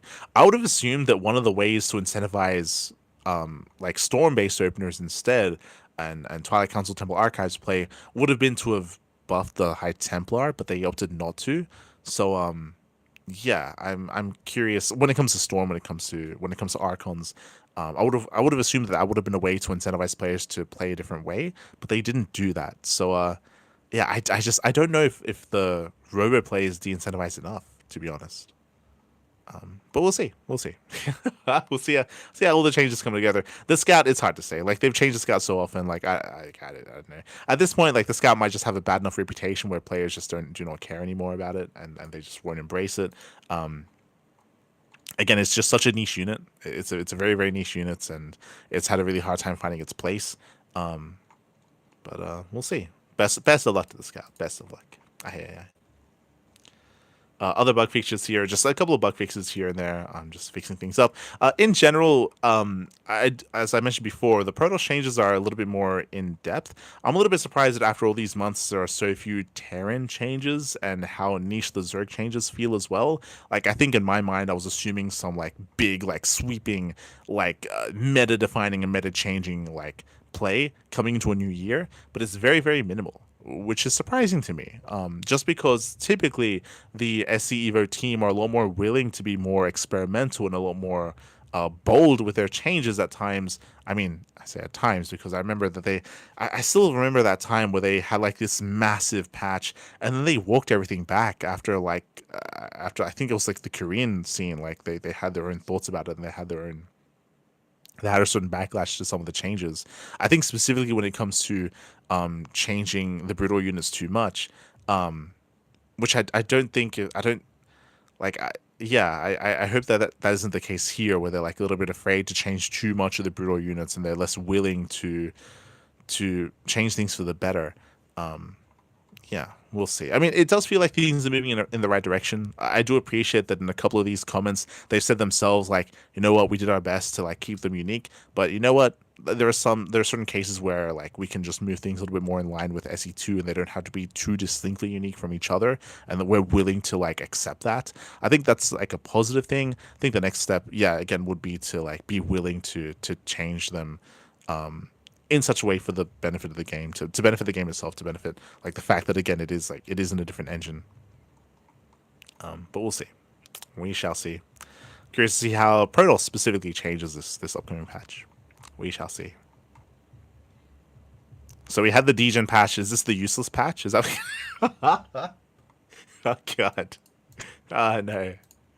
Not saying that the patch is useless, but it's just it was the word of the patch, Pat. It was the word. Oh no. Regardless, best of luck, of course. Best of luck to the SEVO team. Best of luck. As again, we should be getting back to casting SEVO events soon. Be able to do so soon as the season does ramp up. Up next, we do have our events. The big notable land events, of course, being StarCraft Madness. This did take place over the weekend. Was a multi-day event and was covered and sponsored by Platinum Esports, and I believe by there was another sponsor, but yeah, but Platinum Esports did step in. Streamer Zone, that's it. Streamer Zone. They sent a bunch of their players as well over to Oklahoma. It was a big offline LAN event happening in the University of Oklahoma, which is really cool to see. As a result, we had some local talent and we had some international players as well. Streamer Zone, they sent over both Geralt and Jumi to dominate the event. They were sent over. We had Geralt and Jimmy having fun as well. They did play random in the playoffs. They excelled, of course, in the group stage. We saw Rushy. I think Rushy was actually casting the event as well. I want to say it was casting. We had J Money. We had Groovy. We had Zesty as well. Meg Jr. Again, we have a couple of regulars that we do notice that we do see in these online tournaments. But again, Geralt and Jimmy were kind of like the big players, the big names that were coming into the scene. Geralt, he came first in the group stage, not dropping a single series, did drop a map to Jimmy. Meanwhile, when it came to the playoffs, Geralt, he did actually drop extra maps as well. When he played random, did drop a map to Alexandros, and likewise, did drop a map to Zesty in the semifinals as well. So a very impressive play there by Zesty. Jimmy 3-0'd his way to the grand finals, where he went up against Geralt, and we had a 4-2 best of 7 in favor of Geralt. GG well played. I do recommend checking out social media for all the photos taken. There were some wild pics, by the way. There was some wild stuff. But streamers, then they had some fun. Basically, they toured Geralt and Jimmy around the Americas, and they took a bunch of photos. A bunch of memes were had, and some things that will never be forgotten, I'm sure. SMH my head. So they had a fun time. They had a fun time together. Again, congratulations to Geralt for claiming the win here. Shout out to Jumi for coming in second place. And really cool to see that we had some international representation in this event as well. Really cool to see. And I hope that we're able to see more of these in the future. All right, SC historian, he was also there. He might have even had some interviews. True, true. Might have gone all the way. The SC historian. Also, I saw the image of him with Miniclem. I can see the semblance a little bit, a little bit. It's one of those things where it's just so rare to see a StarCraft 2 player with so much hope in their face. Like ah ah, it's still there. The hopium is still there, Pappy. Let's go, let's go. So it's yeah. Shout out to Meg Jr. God damn it. That leads us into RSL, into the rival StarCraft League. The RSL playoffs did begin last week. We were, of course, co-streaming the playoffs. Playoffs to take place, and we had our initial upper bracket quarterfinals. We had Mara versus Down, another rematch. They played so often over the past couple of weeks in the GSL CK, and now here in the RSL as well. Mara did take down Down 3-0. These were very short games. Really fast games, really fast matches, really fast 3-0 in favor of Maru. Remember, Zan did defeat Maru recently, but in a longer, later game. In a long, late game, in the macro game, Zan came out on top. He never got there. He never got there in this series. Maru did shut him down 3-0. We then had Beyond, and Beyond took down Cure 3-2. It was a much more, do I want to say close? It was an intense series. It was also really short. It was really, really short. We saw a lot of cheese, a lot of proxy, more cheese, more proxies, more all-ins. Really fast series up until, was it Mothership or 10,000 feet? Towards the end, we had one macro game. I think it was 10,000 feet. We had one macro game, which did last quite some time. It was like a half-hour game. It was crazy. So we did get to see a little bit more out of Beyond and Cure, but for the most part, it was still a hyper-aggressive series. Beyond did barely take down Cure 3-2. GG. GG, well played. Beyond takes down Cure. I was favoring Cure in that series, but again, it was a really chaotic series. And now we have a TVT between Maru and Beyond that could go either way. I do lean towards Maru. I would have favored Cure versus Maru, as he's beaten Maru before in EWC. I would have favored Cure to make it all the way to the next round, to the upper bracket finals, but he will not have the chance, at least not yet, to face off against him. Instead, knocked down to lower brackets. We then had Max. He took down a Hero 3-0. Really fast series. Really fast matchup. Hero, he was hyper aggressive, and Max shut down the all-ins and shut down the aggression real fast and real quick. Again, really fast series there between Max and Hero. Meanwhile, Trigger took down Rogue 3-2. We had an intense back and forth. It was very close, very clutch back and forth between the Trigger and Rogue. Barely went in favor of Trigger in the end. GG. GG, well played. With that, congratulations to Trigger for advancing on. We then have purely mirror matchups. We have Mara versus Beyond and Trigger versus Max in the upper bracket semis. Likewise, no player has been eliminated yet. It is double elimination, so Zan and Cure, Hero and Rogue are still in the tournament as well. Still in the event. So best of luck to all the players in the RSL. We also did get some videos released, of course, regarding their assembly of Zeratul, and the unboxing of Zeratul as well, which was interesting. Unfortunately, there was no painting. Unfortunately, they just assembled. And it was like a speed run assemble as well. But at least they made some videos regarding their sponsorship with the Archon Studios, and I'm hoping they do a little bit more with it in the future. Like assembling Zeratul is great and all. You know, we want a painting stream. We want like a 1v1 between Tasteless and State or something, or Ziggy and Gemini. Get him in there, Pappy. Get him in there. So I hope to see that at some point. Have some fun with it, Pappy. Have some fun with it. Otherwise, up next, we do have our next big event. That was the Warrior TV Team League Season 10. Now, the big question is, did Exertus Esports finally play a game? Did they? Have they finally played? The answer is no. Okay. Were they not scheduled to play? Have they been? Yeah, like if you look here, everything's been rescheduled to the very, very end. Okay, lovely. Everything has been rescheduled. But let's catch up on the Team League. Again, Wardy has been hosting his own kind of makeshift Team League here, Pro League format, smaller teams, and a massive group stage. We do have a big group stage here. Quickly double-checking. So we're looking at the 19th. So from the 19th of March, we did have not CJ Antis against Platinum Heroes. Not CJ Antis, they did claim the series 5-1. Bonning took down Fiant. Hero took down Gunner. We had Fiant and Sebestis. I'm getting some deja vu. I feel like I've gone over these scorelines before. Yeah, we did, right? No, no, no. But Fiant and Sebestis, they do win the 2v2. They do put a point on the board. Bunny takes down Ledalix, Shin takes down Sebestis, and Bunny and Hero take down Fiant and Ledalix. So big win here for not CJ Enters, Mykonos is the Platinum Heroes. That leads us into Team Liquid versus Platinum Heroes as well, where Fiant took down Mana. Big win there for Fiant. Kira takes down Sebestis. Kira and Skillus, they win the 2v2. Skillus does take down Art, Cure over Sebestis, and Mana and Skillus over Fiat and Ledlix. For those that are curious, regardless of score, every game is played. So that's why we have these kind of like bigger gaps. Like we have like 6-0s, 5-1s, things of that nature. It is still a best of 7, but all games are still played regardless of score. The reasoning for this is because very often these games are played ahead of time. So because they don't really know what the final score is going to be, they just have everyone play their matches, submit their replays to be casted by Wardy at a later date. Up next is Team Liquid versus Not CJ Entus. Oh, two of the bigger teams in the group. This was a spicy one. Shin took down Skills in the best of 1 on Winter Madness. Mana took down Hero on Taito Citadel. Big win there for Mana. Team Liquid, they won the 2v2. Kieran Skills over Bunny and Shin. We then had Cure over Hero. Yo, big wins here for Team Liquid. Then Cure over Bunny as well. Hero and Shin, they did win the 2v2 matchup, but it was too little too late. Team Liquid take down Alt CJ Antis 4-2. Big win here for TL. They do not end up in first place yet because there's still no SG there as well. True. Big teams here in this group. Big teams. But GG well played here to Team Liquid. Again, we still have a couple more days left to wrap up the group stage. So a couple of days remaining to wrap up all these matches. Up next, we have Group B. Group B, we have no updates.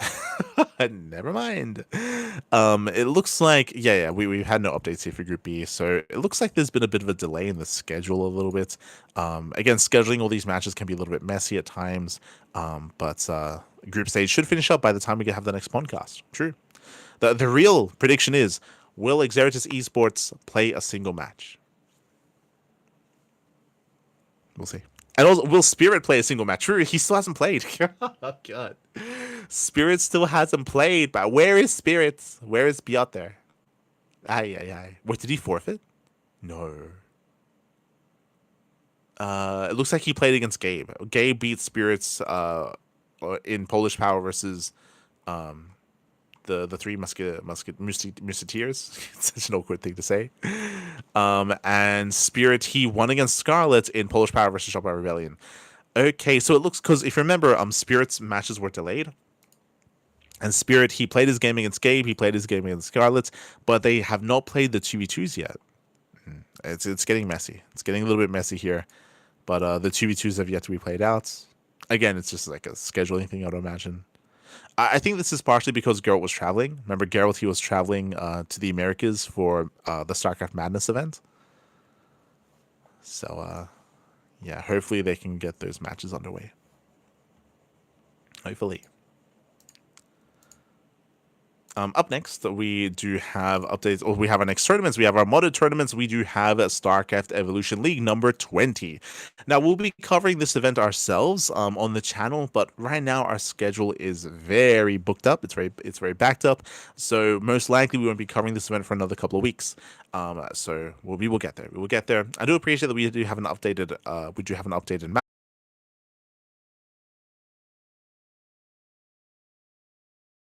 When are we getting some new maps? Still for the premiere. From when was the beginning? We have Kion, we have Radion as well, and Karis Passage. So I appreciate we have some new maps. When it comes to the car map pool, we're going to be using Celestial Enclave, Mothership, and Ruby Rock. For this event, we had Bjorn. Bjorn, he was able to pop off. He took down Prome 2-0, took down Rumia 2-0. Rumia took down Cure. That's a big upset. Oh my god.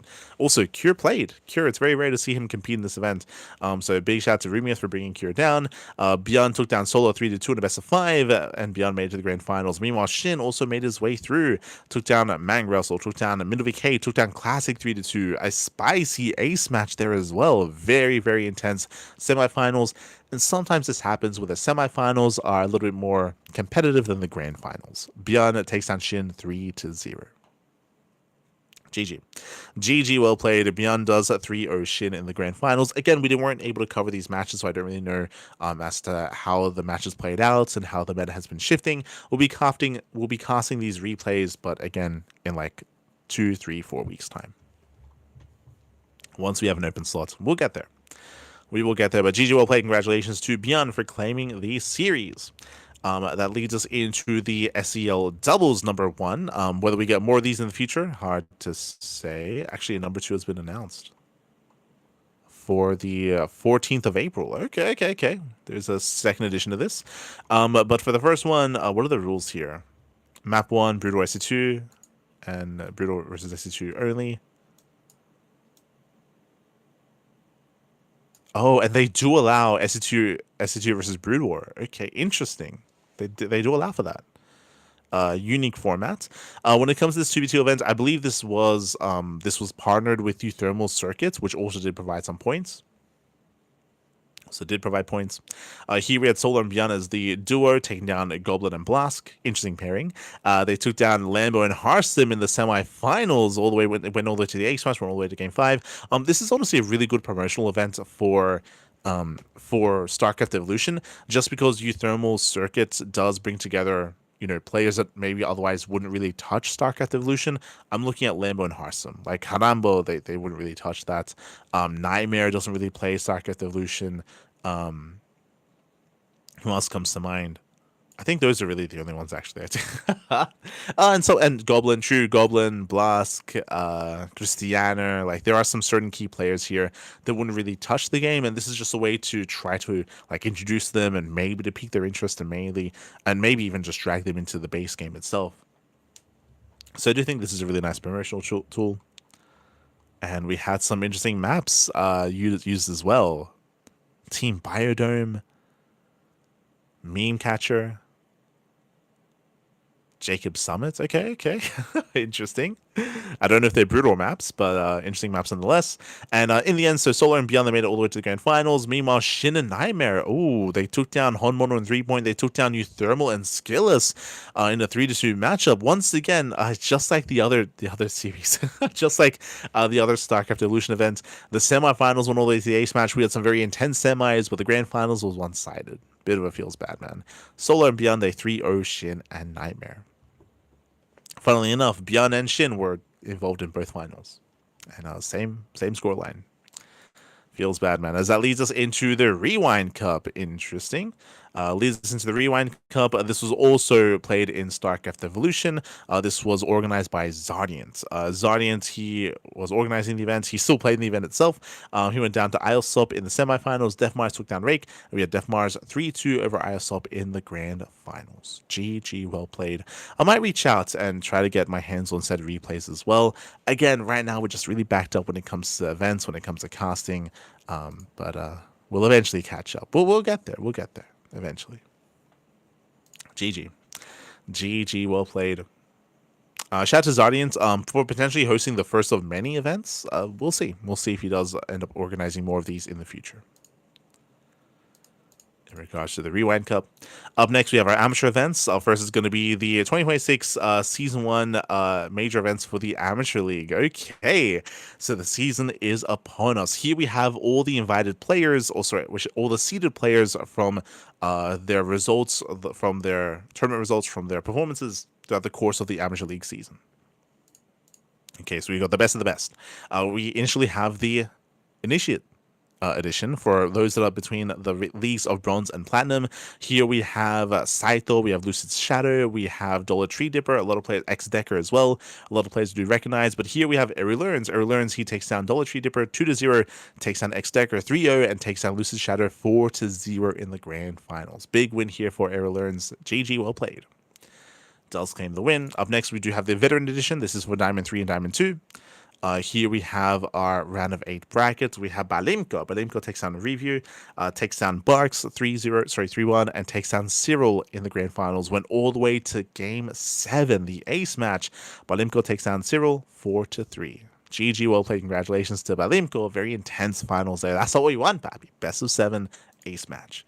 Up next, we had the Prestige Edition, Diamond 1 to Masters 2. Here we had Beast, Set, Mathlix, Ophthalmologist, Steez, Defiance, Boreal, and Hidditch. A lot of players we are very familiar with. Here we had Steez popping off. Steez takes down Defiance 2-0, takes down Hidditch 3-1, and takes down Ophthalmologist. Also went all the way to the ace match, all the way to Game 7. GG, Steez takes down Ophthalmologist 4-3. GG, well played. Big win there for Steez. That leads us into the Elite Edition for M1 to GM. We actually had a decent showing of players. We had Azura, Inexorable. We had Nickrat as well. Those are the notables that come to mind. As unfortunately, they were all seated on the same side. I would say the top 3 players in this tournament are Nickrat, Azura, and Inexorable. And they're all on the same side of the bracket. Feels bad, man. Feels bad. But Nickrat, he 3-0s Azura and he 4-0s Nazov, who I'm not familiar with.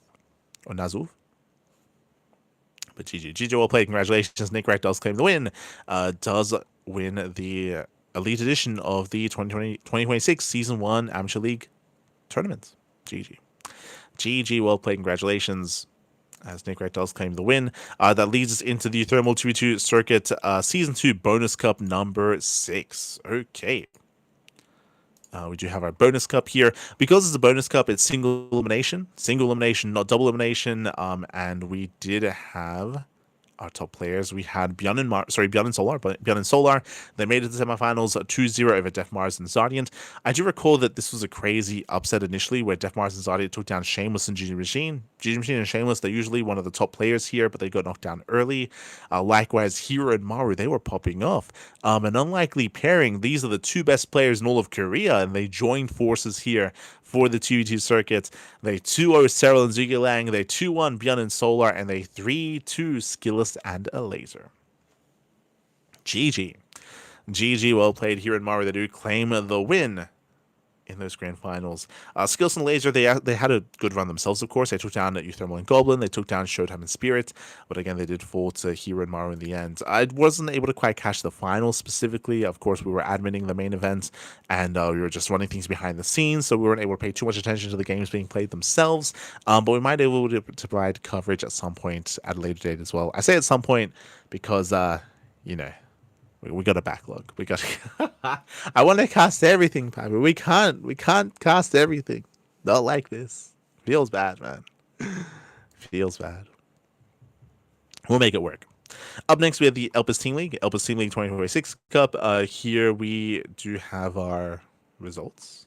Oh, is the bracket breaking for you? Is that? Crash, no. I just fixed it. Okay, but I'm not ready. We have updates. We have updates regarding teams. Super Katie. Oh my, crazy upset actually. Hold on. What the hell happened? What happened to the team? So Little Fairy, we were leaning towards team. Oh, actually, I say that. The upper match was a little bit more up in the air just because, remember, my big criticism about Team Little Fairy is that their team is weaker now that they no longer have Shameless. Without Shameless, their ace player is a little bit weaker here. And Super Kitty, they take down Little Fairy 4-2. Big win for Super Kitty. Ear took down his opponent 2-0. UD Soldier lost to his opponent. And then we had Silky take down Malloy 2-0. So big win for Super Kitty. They make it all the way to the grand finals. Meanwhile, I would have said this would have been a very, very strong finals match. Starlight Twinkle versus PCEC. I'll say these are the 2 biggest teams in China. Starlight Twinkle, Jolly Loves, he takes down Millennium Fox 2-0. 2-1. I meant to say 2-1. Went all the way to the ace match. Ooh, meanwhile, Nanyu gets a walkover win over Rewhite. So a bit of a walkover win there. And another walkover win from Triple H over Sarah Kerrigan. Oh, to have the semifinals played with walkovers, that's unfortunate. Only one series was played out. This could have gone either way. This it does go the way of Starlight Twinkle in the end, but we could have had a stronger back and forth here. GG well played. Starlight Twinkle, they walk their way into the grand finals. It's going to be Starlight Twinkle versus Super Kitty that'll be played at some point, I believe scheduled to play in a couple of days' time this weekend. We played this weekend. I'm going to be favoring Starlight Twinkle. Super Kitty, they got Silky, and they got a lot of catching up to do outside of just Silky here.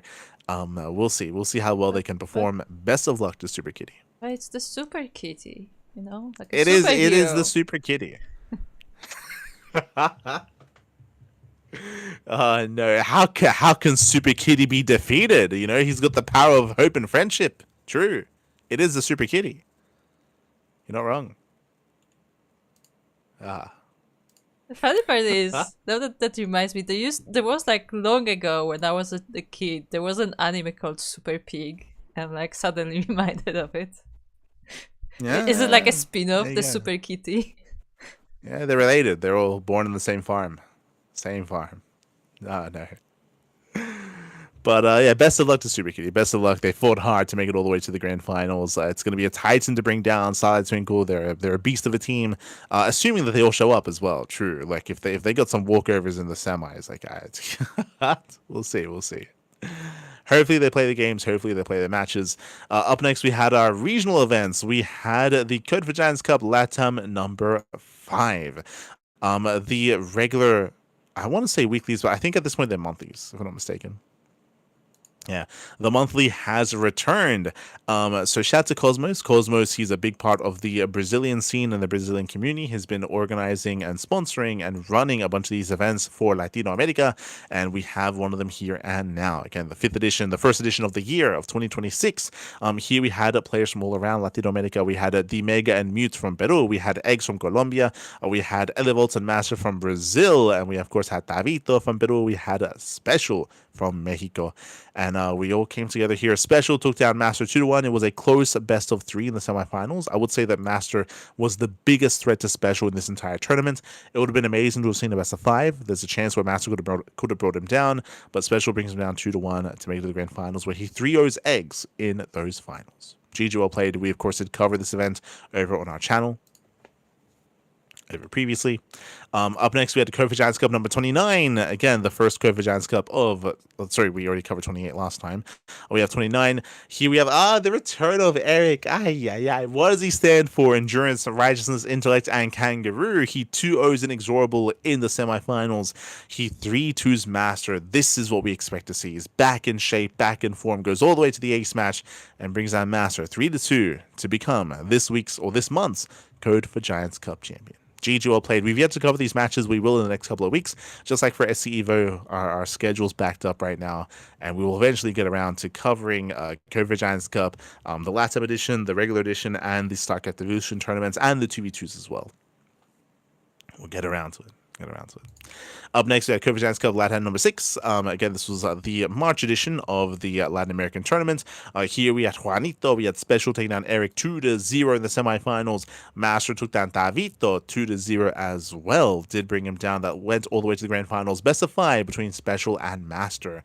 We got what we wanted previously. We finally got that best of 5. Special did claim the series 3-1. Master did pose a threat, but Juanito still claimed the series. GG well played. Congratulations. Special does claim the series, does advance on. Or is going to be our champion. Is going to be the March champion for Code for Giants Cup Latam. That leads us into our next event. That leads us into Insane Master Killers Champion 2026 Primavera. Oh boy. Let's go. I believe this was an in-house tournament, and we were favoring Dark Unnamed. As he is kind of the big notable name in the team. He's like the big ex-pro player.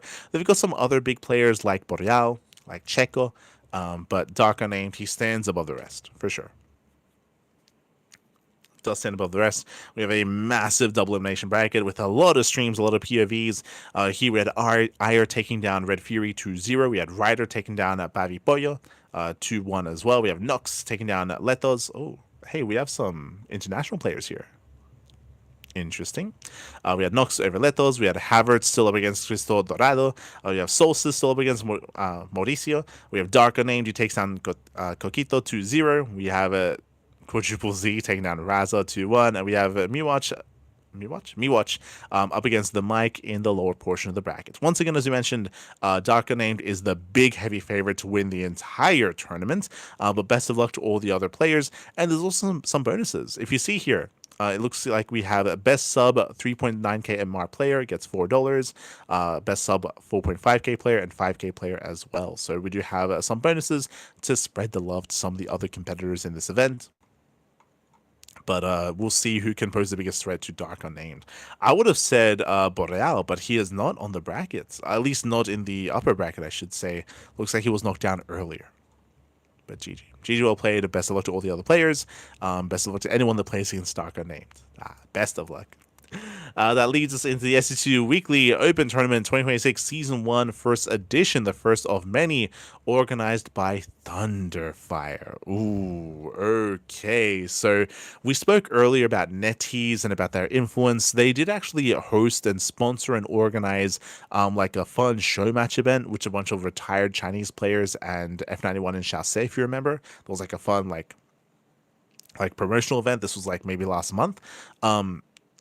And that did occur, and we also were notified that Thunderfire and NetEase are willing to sponsor and host other events, other tournaments, international events as well, which is what we got with the big offline events and more in the future. And here we even have some local tournaments. Big prize pool, by the way. $500 USD. Like this is as big, if not bigger, than a lot of the other weeklies that we have for like KSL or What Is TV Mondays. Like this is a massive prize pool specifically for the Chinese scene and for the Chinese community. This is huge. We already have regular weeklies like Sunrise Cup, for example, which we did not have this week, potentially because of this event, by the way. But we have a lot of regular events for the Chinese scene. The Chinese scene is always very healthy with the team leagues, with the 1v1 tournaments. But now to come out with a big sponsored event like this is pretty huge. And this is once again looking to revitalize the Chinese scene. Who do we have competing here? We have Jolo Loves, we have Kingslayer, we have Ghost Runner, we have Triple H, Silky, Jeshi, Nanyu. We should be seeing, do I see? There's Millennium Fox. We have Miggy, we have Coffee. Coffee is back. He's been gone for quite some time. There's Nanami Chiaki, Cyan, Lemon as well. Coming into this, I would have favored Lemon, not gonna lie, but oh my god, once again he does it. Lemon, he 2-0s F91, he 2-1 Cyan, big win there for Lemon. He 2-0s Coffee, he took down Nanami Chiaki, but who knocks down Lemon? SCV. We have given praise, we have given notice, or we have noticed SCV's performances in the past, but in recent weeks, SCV did get some crazy results that I was not expecting. This is not the first big win for SCV. He's one of those players in the Chinese scene that is now suddenly able to contend against some of the other veterans, like Lemon, like Jeshi. So again, SCV takes down Lemon 2-1, he takes down Jeshi 2-0 as well. Like these are some crazy quote-unquote upsets out of SCV, just because again, he's more of an up-and-comer, he's not as established as Silky, Jeshi, Lemon, Coffee, Cyan, Nanami Chiaki, Jodo Loves, Potato, Triple H, like all these guys, like they all have a lot of experience. They all have a lot of, again, games behind them as well. And for SCV to come in, that's a big win for SCV. Big win. He's also been around for a while, that is true, but it's only recently where he's been able to spike up in play, spike up in skill. Again, he has been around for a long time, ever since COVID, I want to say, ever since like the COVID era of StarCraft, so 5 years, but more recent spikes for SCV. Interesting. GG. GG, well played. Big win there for SCV, as again, there was a big prize pool behind this as well. Bear that in mind. Big event. Up next, we have the Legacy Weekly Japan. Give me my boba. No, he's not here. No. Gopa. There's no boba here. Not like this. As, Sayak takes down Kaiman 2-0. Akira takes on Sayak in the semis. We have Deadly Kitten taking down Nisizo and Noah Shirayuki. I don't see Vaishravanya. I don't see Tapioca. We're missing a couple of our regulars here. I think I saw Crimson, right? Yeah, Crimson did compete. But in the end, Deadly Kitten takes down Akira 2-0. Again, we're missing some of our players, unfortunately, this time. But congratulations to Deadly Kitten nonetheless for claiming the win. I believe he's a Swedish Zerg player living in Japan. Does claim the win. Does stream from time to time as well. Does stream. That leads us into the Basilisk Big Brain Bouts. Okay. This is our weekly show match series. We had the Basilisk one, which was Clem versus Serral. We had the fun one, which was Baby Marine versus Ledlix. And we had the good one, which is Hearthstone versus GG Machine. Okay. Up first, we did have the fun one. Ledlix and Baby Marine went all the way to the ace match. What's going on?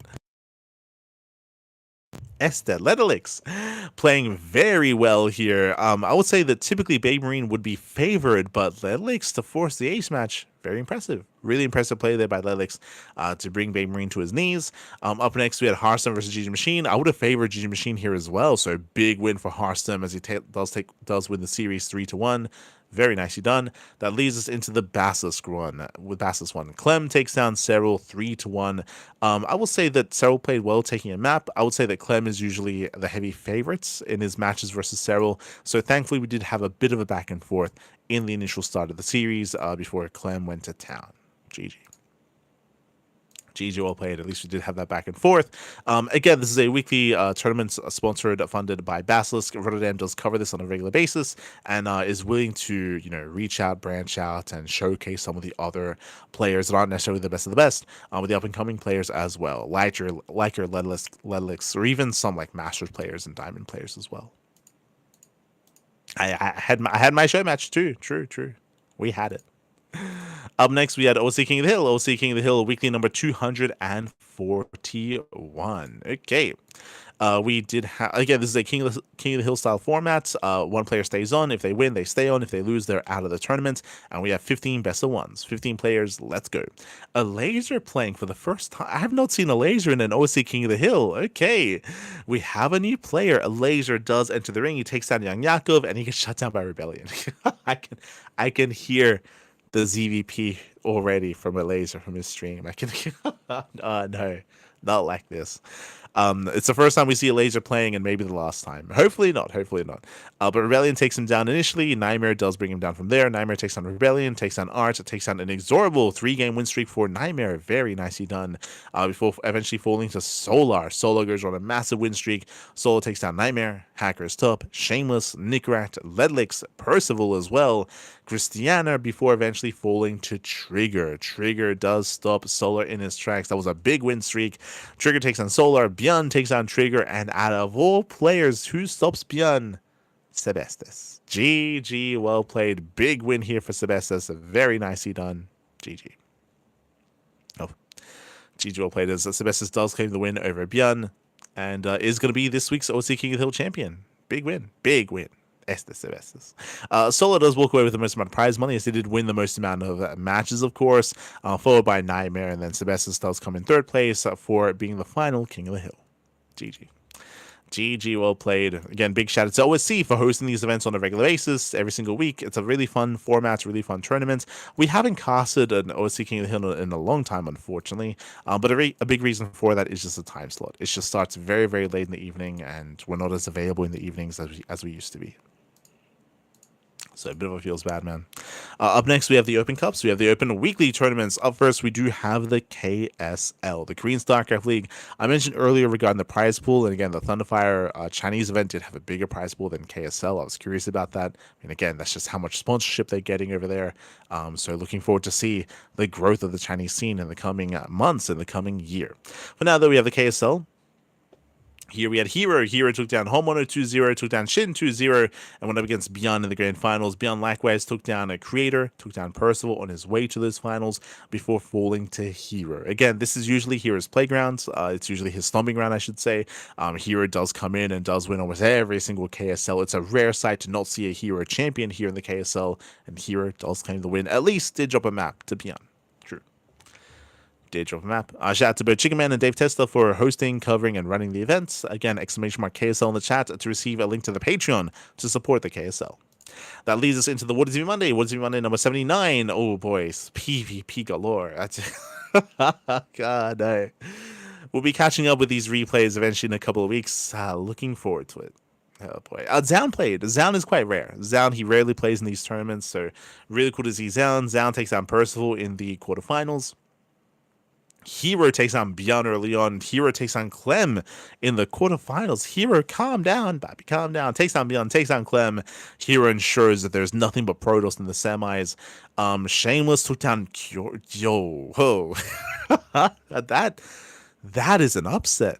Shameless He 2-1 Cure. That is crazy. That should not have that does not happen often at all. So that's a crazy win there for Sheamus. GG, well played. That was the biggest upset of the entire tournament, I would say. So Sheamus takes down Cure, takes down Ryung as well to make it to the semifinals. Classic takes down Max 2-1, and Classic takes down Sheamus 2-0. So Classic does make it to the grand finals against Hero, and it goes all the way to the ace match. An intense back and forth, which often does happen. Classic and Hero, they are the best Protoss players in the world, so they often go back and forth. I typically lean towards Hero here, and it almost went his way, but Classic does clutch it out 3-2 over Hero. GG, well played. In the PvP TV Monday. Let's go. As that leads us into the Monday Night Weeklies. Here we had a similar player base. We had Clem, we had Beyond, Cure, Hero. I don't see Classic. Yeah, there's no Classic here, not this time. Oh my, whoa. Solicitous took down Max. Yo, what's going on? Max Pack's having a really hard time here. So that I spoke earlier. Sheamus taking down Cure was a huge upset previously. Solicitous over Max Packs. That is crazy. The hell happened? What? Oh my god. Art over Gabe? Yo. What was going on here tonight? What was so Art? I mean, Art. To be fair, Art has been looking really impressive as of late. True. Like the Quasar boy, he's been looking very, very strong. So respect where respect is due there. Art does take down Gabe, but so the Solicitous over Max Packs is wild. Any other matchups that come to mind here in the beginning? Not quite. So Clemmy does advance on. He takes down Shameless 2-1, takes down Beyond 2-1. Beyond took down Cure earlier. He's had a bit of a better win streak recently against Cure. But Clem takes down Beyond to make it to the upper bracket finals. Meanwhile, Hero, he 2-0s Percival, he 2-0s Art, and Hero 2-0s Clem in the upper bracket finals. Clem gets knocked down. Who took Max Pax out, by the way? So Max Pax, he went down to Solicitous, and Beyond eliminates Max Pax from the lower bracket semifinals. Clem eliminates Beyond. We have the rematch, and Hero, he 4-0s Clem. 2-0s Clem in the upper bracket, and 2-0s Clem in the grand finals. GG. GG, well played. Big wins here for Hero as he does dominate. Didn't drop a single map in this tournament. That's crazy. Este Hero. Speaking of Hero, that leads us into the Sparkling Tunica. The Sparkling Protoss Cup. True. As it was a PvP finals once again, it looks like this was a rematch of the Wardy TV Monday, but with a different outcome.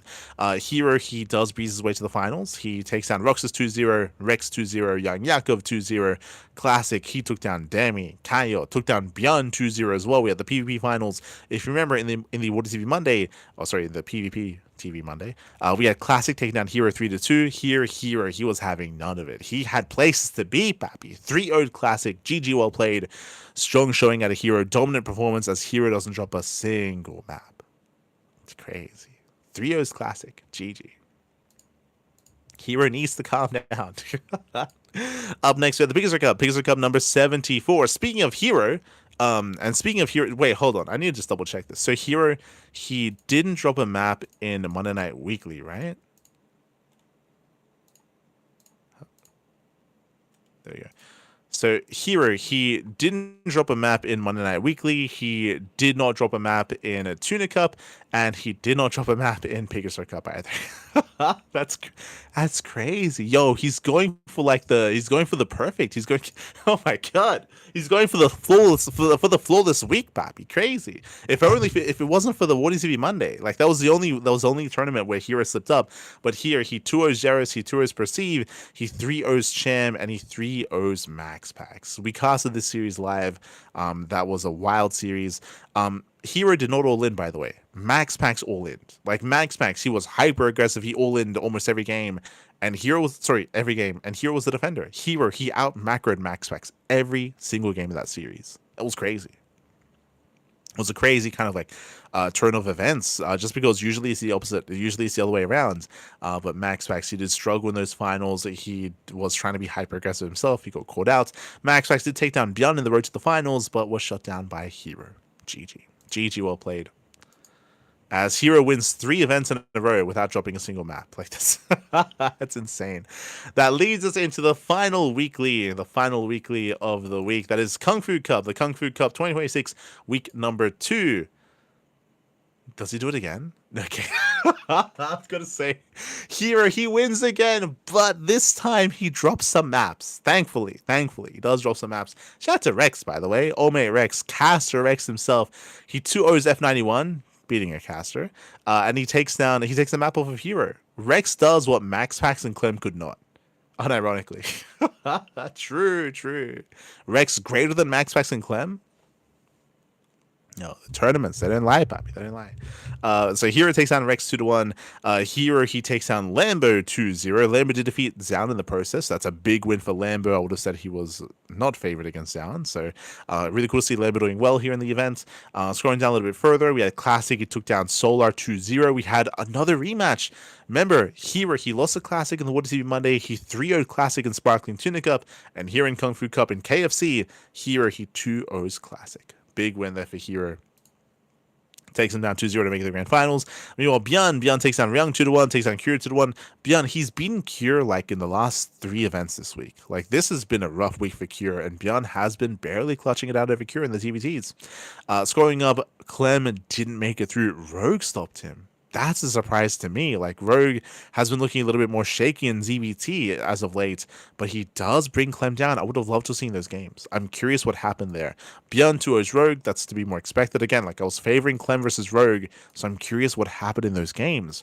But Beyond takes on Rogue 2-0. Then we have the grand finals, Beyond versus Hero, and Beyond, he also does take a map, which, I mean, is impressive considering that Hero's been going on a flawless tournament run streak for the past couple of events. So that's a big win for Bjorn. Takes a map. GG, well played. Hero does win the series 3-1. Oh, GG, well played. But Hero, he was on a tear this week. Hold on. So out of 5 weeklies, out of sorry, 6, because I didn't have them all open. So we had 6 weeklies this week. We had KSL, which Hero won. We had Wardy TV Monday, which Hero was second in. We had Monday Night Weekly, which Hero won. Tuna Cup, Hero won. Pegasus Cup, Hero won. And Kung Fu Cup, which Hero also won. Hero, he won 5 out of the 6 weeklies, and in that final one, he came second in, which was the Wardy TV Monday. That's crazy. Like, Hero, he went beast mode this week. He won basically everything, and came second place in the Wardy TV Monday. That's insane. And he barely lost any games. Barely lost any maps. I mean, Hero is the best Protoss in the world. Like, so if anyone's gonna do it, it's gonna be Hero. But usually we do like trade a little bit. It's like maybe Hero wins like 2 or 3, and then like Classic wins 1, which did happen this week, and then like Clem wins 1, and then maybe Max Pax wins 1. Like, those are usually the winners, and those are usually like the big names in StarCraft when it comes to the online tournament scene. Is Hero, Max Pax, Classic, Clem, and yeah, that's it. That's like it's usually between them. Like Clem, Max Pax, Hero, Classic. Like, it's usually rotating between those 4 players. But Hero, he just ate it all up this week. Ate it all up. Greedy, baby, greedy. GG, well played. The Hero week has concluded, of course, and congratulations to Hero for winning almost everything. Shout out to Classic for winning that one event this week outside of Hero. GG, well played.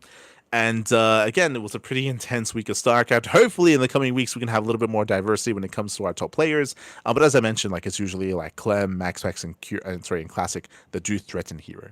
It's usually those top players, and I'm sure they'll be there to try to threaten him in the next week of play. Best of luck. Best of luck as Hero Week does conclude. And if you want to sign up for the upcoming maybe second week of Hero, potentially, exclamation mark sign up list. There's a sign up list in the chat. Again, you can get a link to SE Evo, which is going to be in 2 days' time. We have the Platinum StarCraft League, the Platinum StarCraft League tournaments. We have the Water TV Monday. We have Monday Night Weekly, Tuna Cups, Kung Fu Cups. All the weeklies that we mentioned are all going to be available once again in the upcoming week. If you want to be one of those players that gets toured by Hero, sign up. Sign up, Bobby. Sign up. You can have the satisfaction of going down to the eventual champion. Kappa. But again, the signups are available. The countdown timer is available as well, so you can, of course, check that out and do sign up if you so wish to compete, to take part in the scene, take part in the community. So we have the sign-up list. Likewise, if you want to support us here on the CranKy Ducklings, you can do so via Patreon, !Patreon in the chat. Our Patreon does fund our tournaments on a regular basis. It funds Sparkling Tunic Cup, it funds the Sea Duckling Open and the Masters One Open as well, all funded via Patreon. You can help us grow our tournaments, boost the prize pool, and attract more players. I mean, we already have the attention of heroes, so you don't get better than that, I guess. But again, you can help us grow the events, grow the prize pool, and support the players as well via Patreon. So you can check us out there. Otherwise, thanks for watching. Thanks for tuning in, just catching up with the chat. Solo to some extent as well in the Woody Cups. I think Solo's like won one Woody Cup this year. Like it's very rare to have a Zerg champion, so I would typically lean towards like your classic hero, Clem, Max kind of setup of players.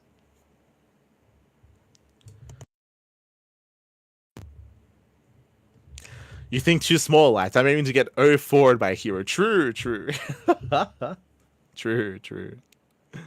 Ah, no.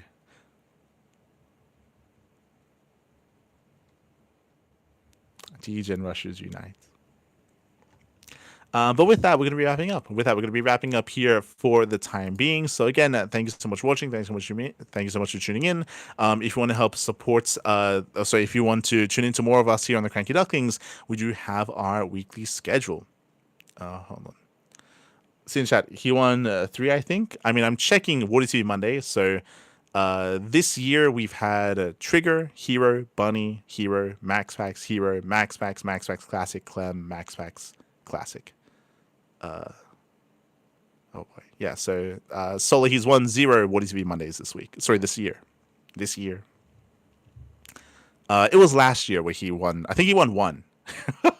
Unironically, Solo, he won 3 What is to be Mondays in 2025. True. He won 3 in 2025, 0 in 2026. But you know, we'll get there, Pappy. We'll get there. Pretty sure I can beat him with my 12 pool build. True. He could. Kappa. But with that, we are going to be wrapping up here. Again, when it comes to our weekly schedule, we should be back later on this morning in around 12 hours time. In 12 hours, we're going to be live with the KSL, the Korean StarCraft League. We're going to be catching up with the matches from the event that we just saw. I'll do my best to, of course, wipe my memory of that and get into it as fresh as possible.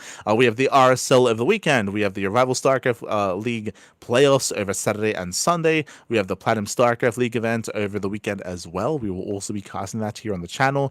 And then we get into the regular week of schedule here with Wardy TV Mondays, with OSC Elites, with Tunic Cups, Pickerstar Cups, Kung Fu Cups, more Pickerstar Cups, and eventually some SC Evo. So plenty of content, plenty of StarCraft on the horizon coming up in April. We'll do our best in April to catch up with all of these events. We'll do our best to eventually be able to get back into SC Evo and GB2s and all that nature. It's just so much to cast. It's so much to cast, so much to cover. We'll do our best. But otherwise, thanks for watching. Thanks so much for tuning in. We do appreciate it. And we'll see you guys in 12 hours time with our coverage of the KSL. See you then. Ciao. Oh, and also, again, check us out on Patreon. Check us out on YouTube. We do stream on YouTube on a daily basis. And shout out to Kuro for handling the production side of things. A big shout out to Kuro for making sure the stream is as stable as possible. We'll see you guys next time. Ciao. Ciao. See you next time.